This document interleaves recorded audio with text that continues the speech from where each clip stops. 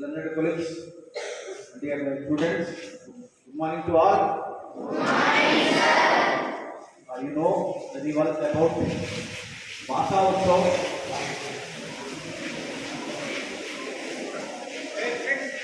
Please round. Are you taking time?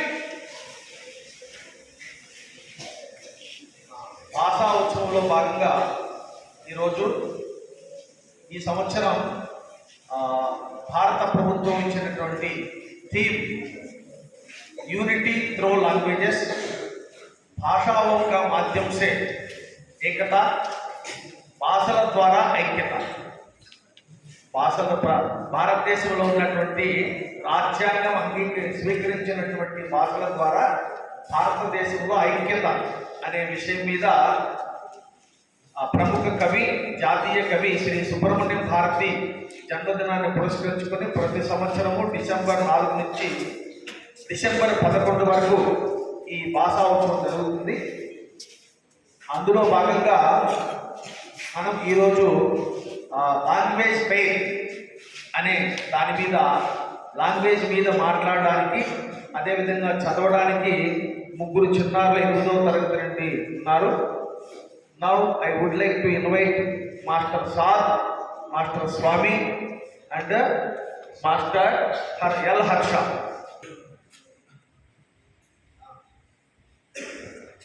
మొట్టమొదట తెలుగులో master స్వామి భాష గురించి మాట్లాడతాడు.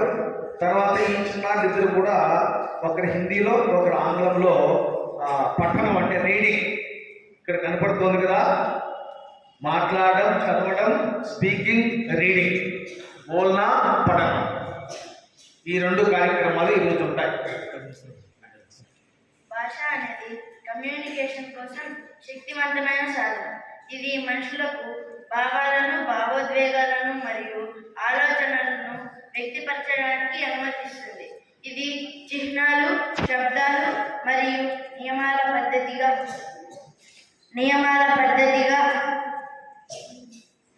పద్ధతిగా ఒక సమాజం భాగస్వామ్యం చేసుకునే విధంగా ఉంటుంది. పరస్పర చర్య మరియు అవగాహనను సులభతరం చేస్తుంది. భాష మన దృష్టికోణాలను రూపొందిస్తుంది మరియు సాంస్కృతిక అంతరాలను తగ్గిస్తుంది, సంబంధాలను మరియు సహకారాన్ని ప్రోత్సహిస్తుంది. ఇది సమాజం, సాంకేతికత మరియు విలువలలో మార్పులను ప్రతిబింబిస్తూ సమయానుగుణంగా అభివృద్ధి చెందుతుంది. ఉదాహరణకు ఆవిష్కరణలు మరియు సాంస్కృతిక మార్పులతో కొత్త పదాలు మరియు పదబంధాలు ఉత్పన్నమవుతాయి. భాష మాత్రమే సంభాషణకు సాధనమే కాకుండా ఇది మానవ స్వభావం మరియు నాగరికత మౌలికమైన అంశం.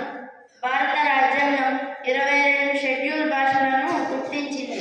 ఇందులో హిందీ మరియు ఇంగ్లీష్ పరిపాలన అవసరాలకు అధికార భాషలుగా ఉన్నాయి. ప్రతి భాషకు తగిన విధంగా దాని స్వంత లిపి మరియు సాంస్కృతిక వారసత్వం ఉంది.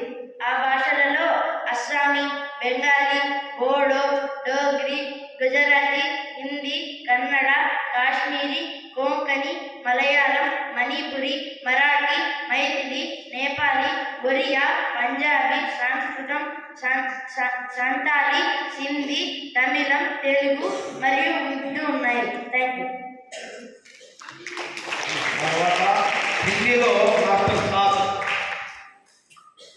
भाषा संचार के लिए एक शक्तिशाली उपकरण है जो मनुष्यों को अपने विचारों, भावनाओं को व्यक्त करने की क्षमता प्रदान करती है. यह प्रतीकों, ध्वनियों और नियमों की एक प्रणाली है जिसे एक समुदाय संज्ञान करता है और यह बातचीत और समझ को सक्षम बनाती है.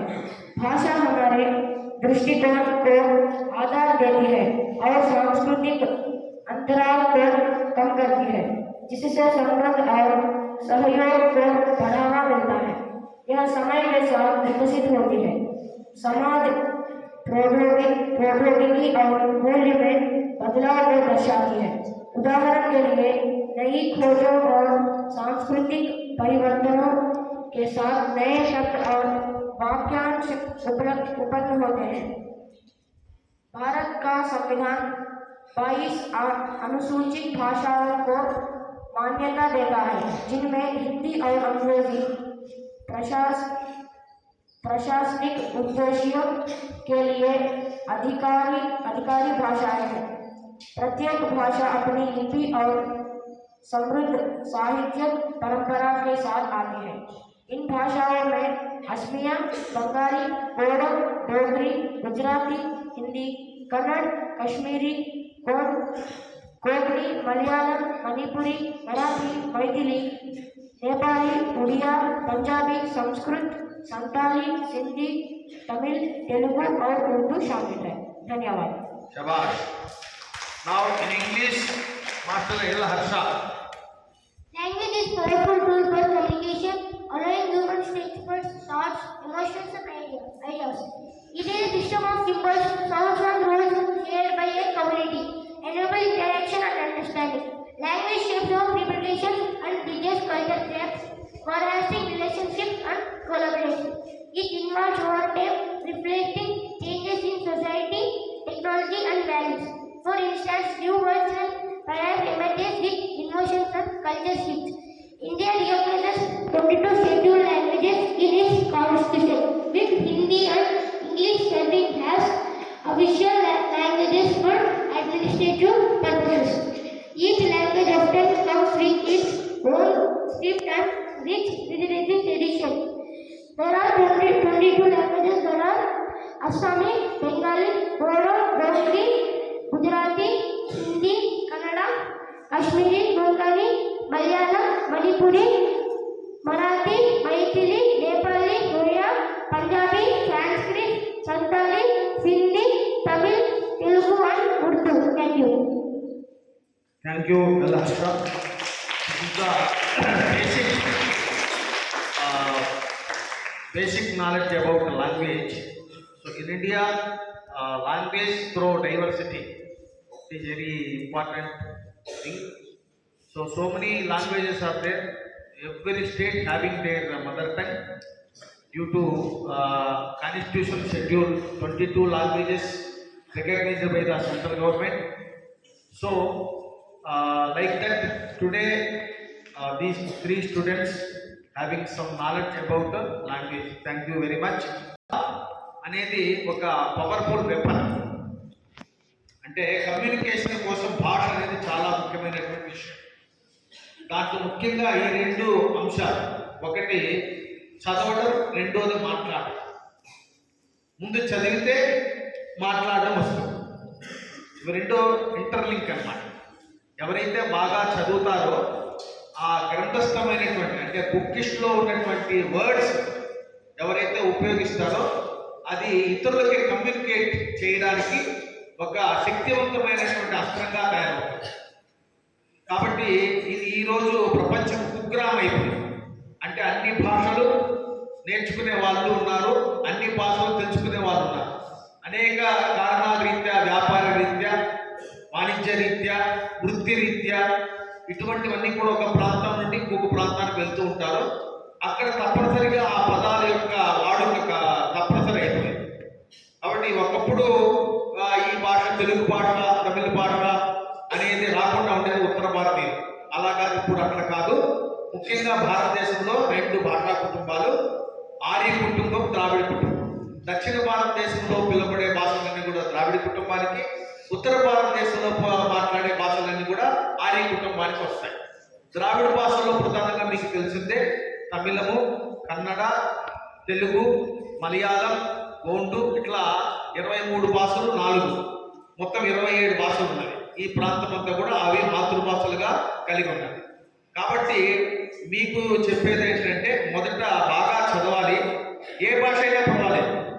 దానికంటే ముందు మాతృభాషలో చిన్న చిన్న పదాలు, వాక్యాలు వచ్చినప్పుడు దాన్ని మాట్లాడడం ఉపయోగించాలి. తద్వారా మీరు అనేక భాషలు నేర్చుకుంటారు. వీళ్ళు చెప్పినట్టుగా ఇందాక రాజ్యాంగం 2 భాషలను అధికార భాషలుగా గుర్తించింది, ఆంగ్లము, హిందీ. ఇది ప్రపంచవ్యాప్తంగా, దేశవ్యాప్తంగా మనం వెళ్ళాలంటే ఉపయోగపడే భాష. అయితే అవి రావాలంటే ముందు మాతృభాష రావాలి.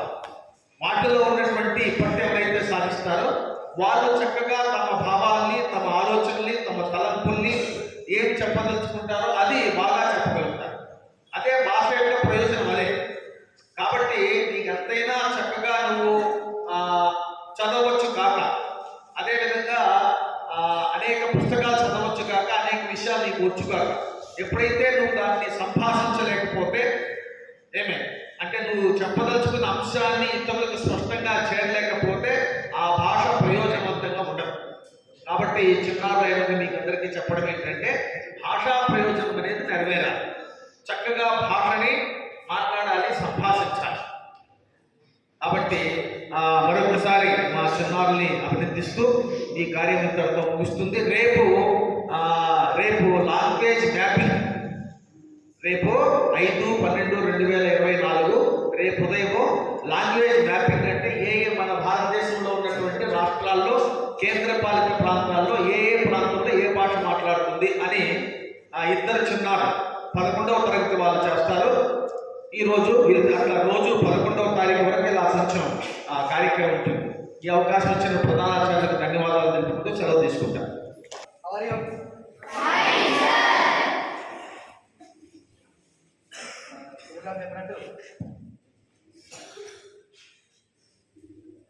ఏదో ఒక భాషలో పట్టు ఉండాలి.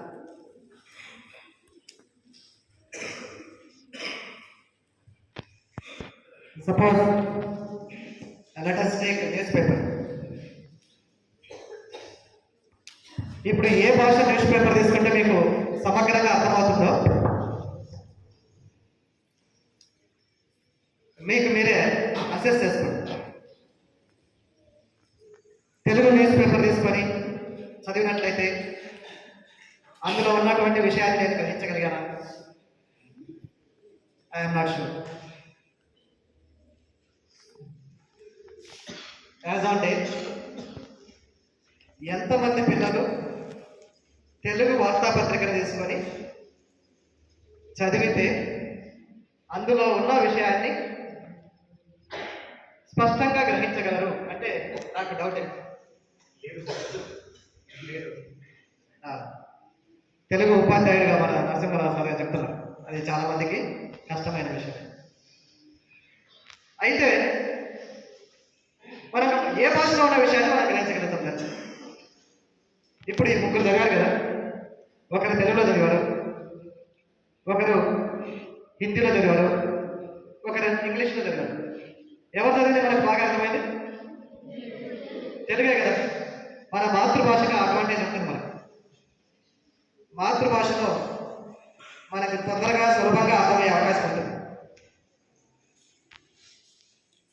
కాబట్టి మాతృభాష మీద పట్టు సాధించాలి. ముందు మాతృభాష మీద పట్టు లేనప్పుడు ఎవరైనా చెప్తే నాకు హిందీ చాలా బాగా వచ్చు,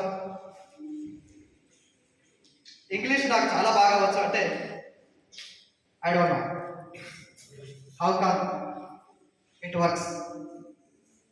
అది ఎంతవరకు జరుగుతుందో నాకు అర్థం కాదు. సహజంగానే మాతృభాష మీద పట్టు లేని వాళ్ళకి పరభాష మీద పట్టు రావడం కష్టం.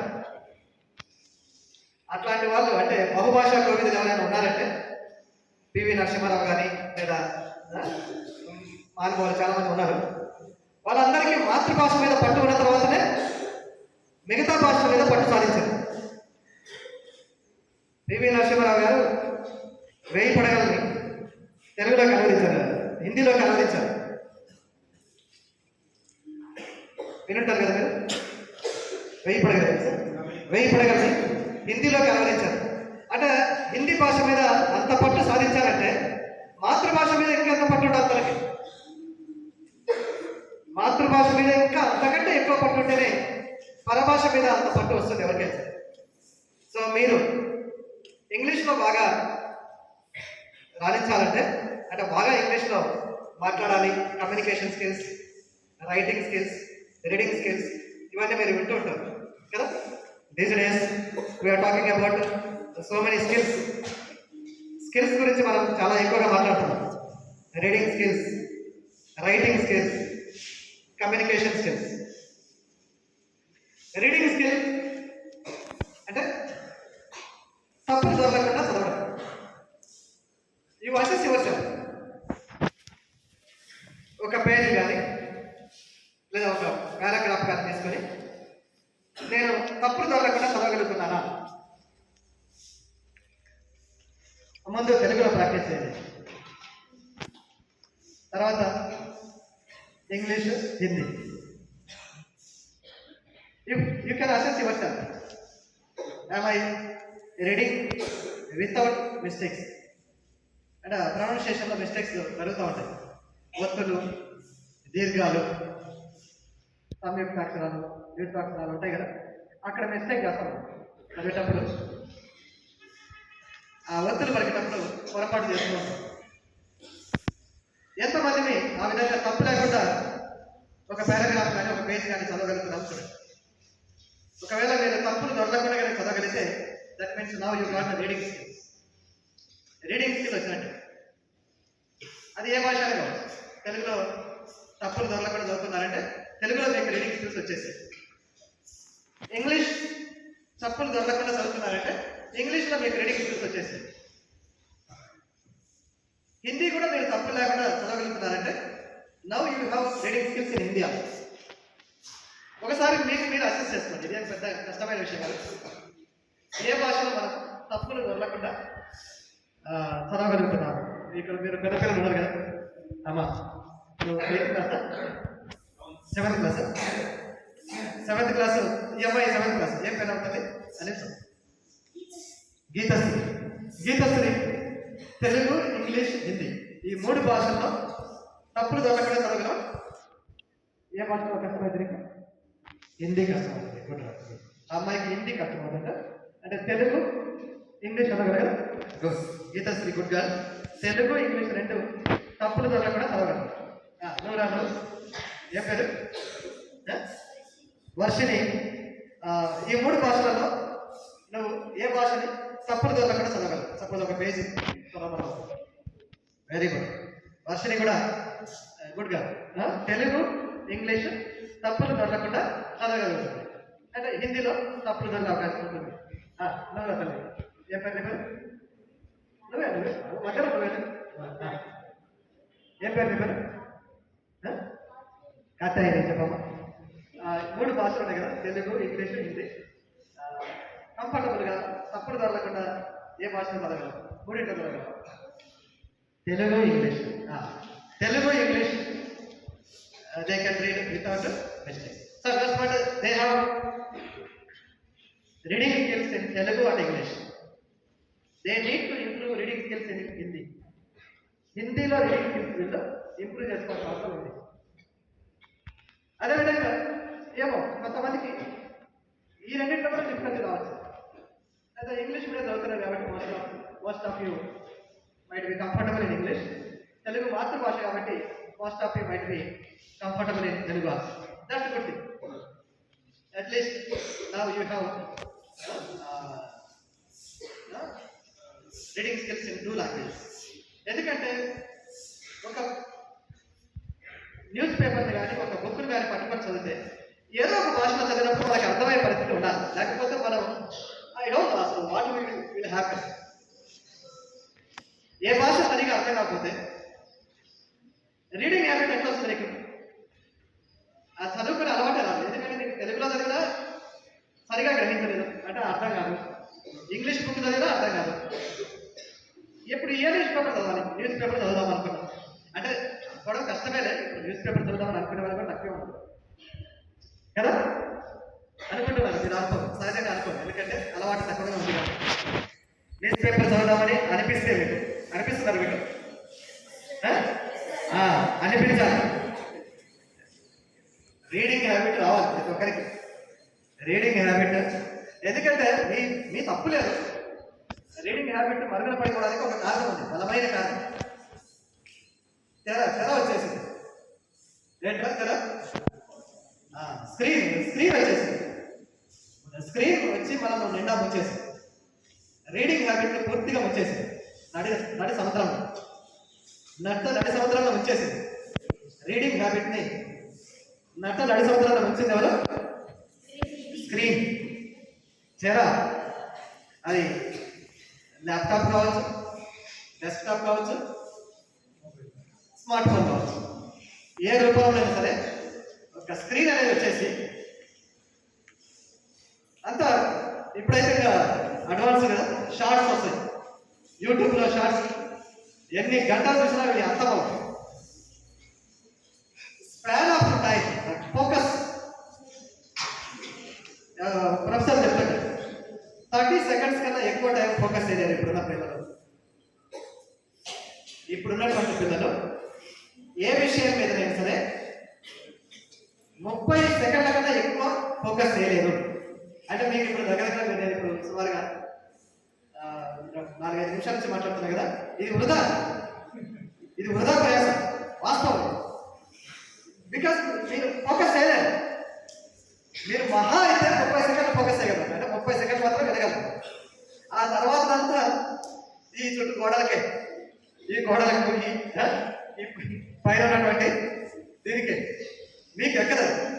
వాస్తవం ఎప్పుడుందో వాస్తవం. ఎందుకంటే ఆ షార్ట్స్ చూసే వాళ్ళకి స్పాన్ ఆఫ్ టైం తగ్గుతుంది, ఫోకస్ టైం తగ్గిపోతుంది. ఎందుకంటే అది టక చేంజ్ అవుతుంది కదా, అంటే సెకండ్స్లో మారిపోతుంది ఆ విషయం. Plenty of information is available and we also taking. మనం కూడా చాలా ఇన్ఫర్మేషన్ తీసుకుంటున్నాం అంతే కదా. స్మార్ట్ క్లాస్ రూమ్స్ ఏదో మనం డిస్ప్లే చేస్తామంటే ఎంత ఇన్ఫర్మేషన్ వస్తుంది మనకి. Lot of information we're receive. ఇంత ఇన్ఫర్మేషన్ రిసీవ్ అయితే దాన్ని ప్రాసెస్ చేసుకోలేదు. దానివల్ల ఏమవుతుందంటే మైండ్ అంతా అబ్జర్వ్ అయిపోతుంది, మొత్తం ఇదైపోతుంది, ఏమి మిగతా రాదు.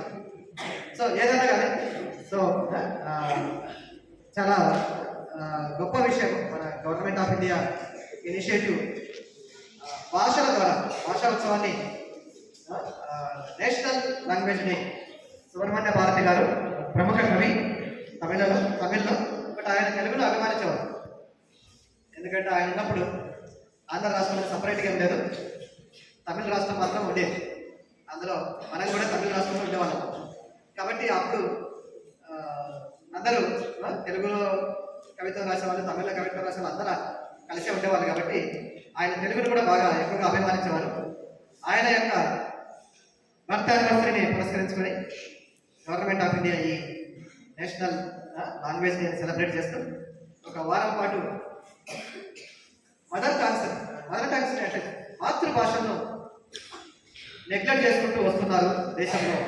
ఇది చాలా తీవ్ర పరిణామానికి దారితీస్తుంది అని గ్రహించారు. అందుకే నేషనల్ ఎడ్యుకేషన్ పాలసీలో కూడా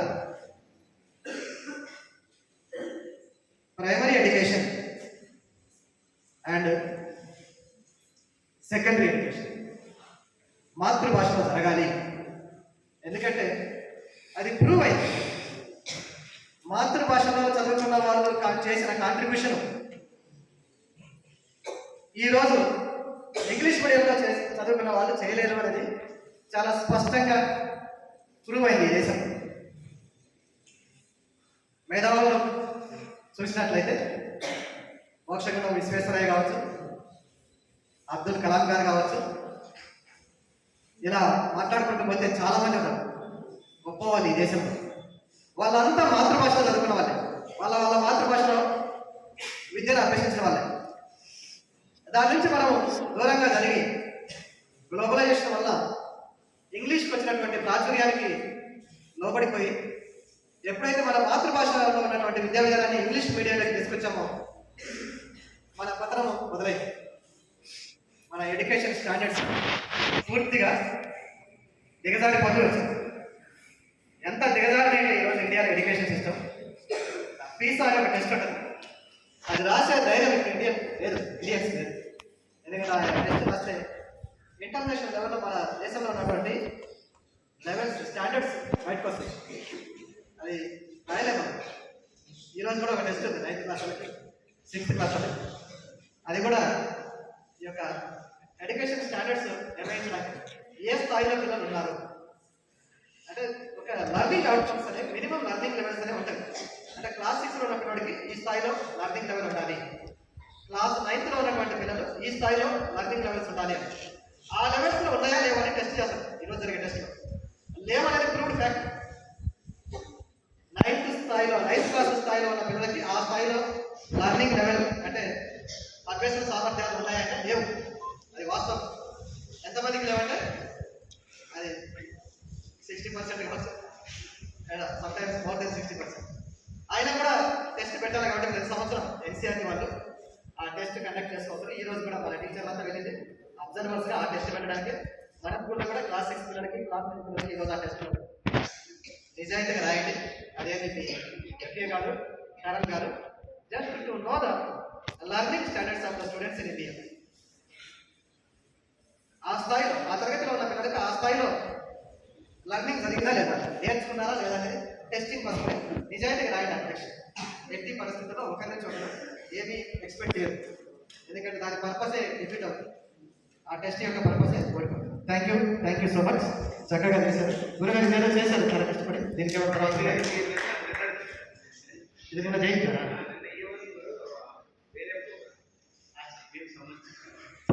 thank you Thank you very much, sir. Information about Indian languages and the communication skills to promote the Indian languages and the development of the Indian languages for the students. Please stand up, all of you.